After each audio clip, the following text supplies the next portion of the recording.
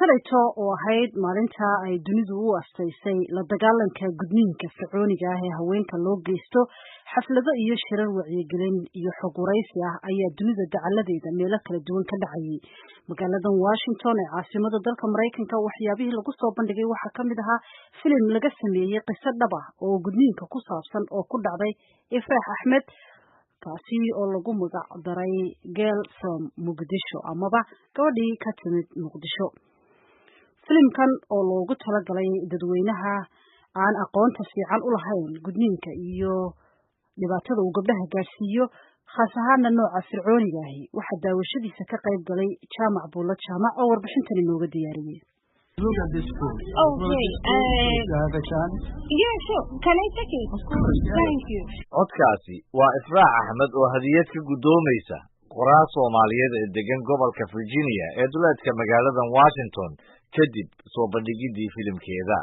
Inkasta oo qisooyinka xanuunka leh ee ku saabsan gudniinka fircooniga ah aysan ahayn wax Soomaalida ku cusub rag iyo dumarba, haddana daawashada filimka gabar reer Muqdisho ah waxa uu kugu abuurayaa urugo iyo xanuun hor leh ugu yaraan inta aad daawanaysid hadiiba aysan waxba kaa soo raacin.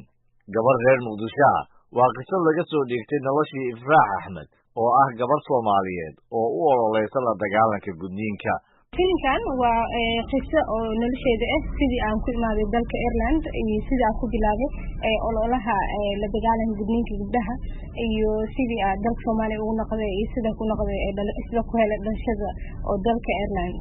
Bilowgii filimkan waxaa ka soo muuqanaysay Ifraax oo doonaysay inay tagto magaalada Minneapolis ee dalka Mareykanka oo uu ninkii waday ku dejinayo Dublin, Ireland, aadna uga xun in meel aysan rabin aqoon u lahayn ay nolol cusub ka bilowdo.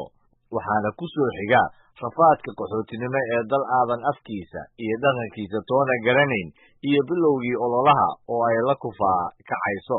Mar aan wax ka weydiiyey Ifraax waxa ka dhaba qisooyinkaas waxa ay ii sheegtay in sida inta badan Soomaalida ay xiiseynaysay wadamo gaar ah oo ay ku jiraan Mareykanka, Ingiriiska, Australia iyo Talyaaniga oo ay ku tilmaantay marin ay inta badan Soomaalidu soo maraan.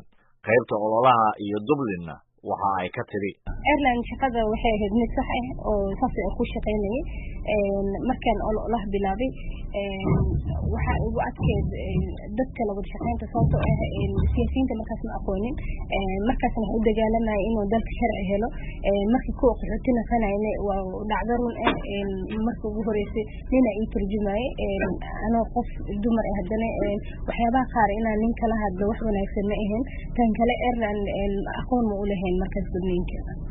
Haddaba qisadan in filim laga sameeyo sidee ayay ku timid? Maria McKeon waa soo saaraha iyo qoraaga sheekada filimka Girl from Muqdisho.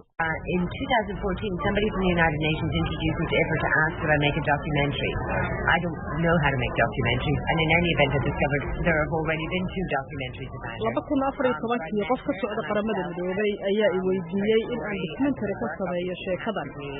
Ma aqaan sida loo sameeyo documentary. Si kastaba ha ahaatee waxaan ogaaday in 2 documentary laga sameeyo sheekada Ifraax. Waan la kulmay qisadeeda iyo sheekadeedaba way xiiso galiyeen. Arrintaana waa ay xiiso gelisay waxaana dareemay in sheekadeeda ay suurtagal tahay in aayaha filim laga sameeyo. Maxaa yeelay waxa ay leedahay agabkii filim laga sameyn lahaa.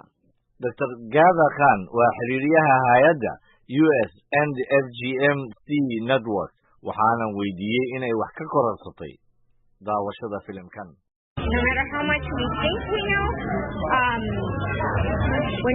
with every story you learn something new, and every story you hear common patterns sheeko kastana waxa aad ka maqlaysaa qisooyin ay ka siman yihiin oo xanuun leh.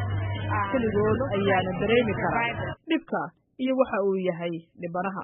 Sida aflaanta kale ee laga sameeyay Soomaaliya iyo Soomaalidaba waxa dadkii jilayay filimkan ay u badnaayeen dad aan Soomaali ahayn oo iska dhigaya in ay Soomaali yihiin sidaa darteedna hadallo jajabis ah ku hadlayo. Sida ummadaha kalena Soomaalidu waa ay dhibsadaan oo waxa ay dareemaan in la canjilayo dhaqan iyo afkoodiba. Waxa aan Maria weydiiyey sababta aysan u isticmaalin jilayaal Soomaali ah. Well, there are 3 lead rows, and then many smaller rows, and some of them are obviously foreigners, and some of them are Somalians. In the main, we had Somalians. It is very difficult in international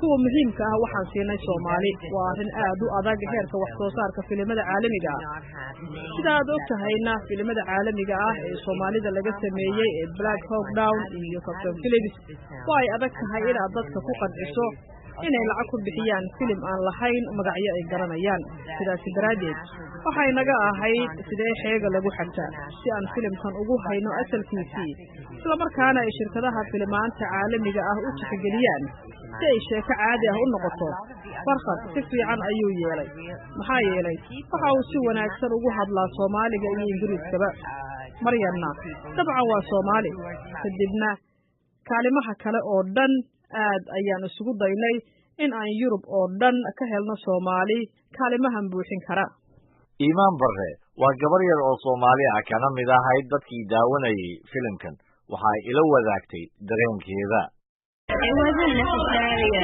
new story.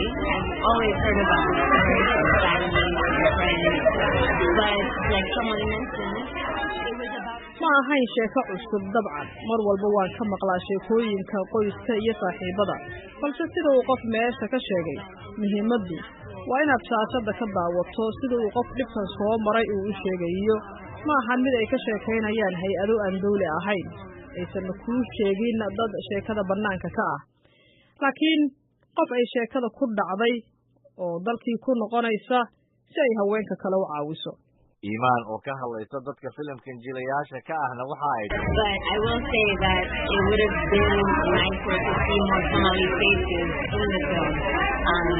waxaan dhihi lahaa waa mid fiicnaan lahayd inaan Soomaali wajiyadooda ku arko filimka malahayga tani waa mid dalbaysa in Soomaalida jilayaasha ay u soo baxaan oo isu tijaabiyaan hawshan filimkan ayaa dhawaan lagu daafuri doonaa dalka Ireland oo shirmooyinkiisa laga daawan doonaa daafurka waxaa marti ku noqon doono madaxweynaha dalkaasi oo gacan siiyay hay'adda Ifraax Foundation ee ay Ifraax Axmed u aasaastay inay ku howlgasho si ay qayb uga qaadato dabargoynta gudniinka haweenka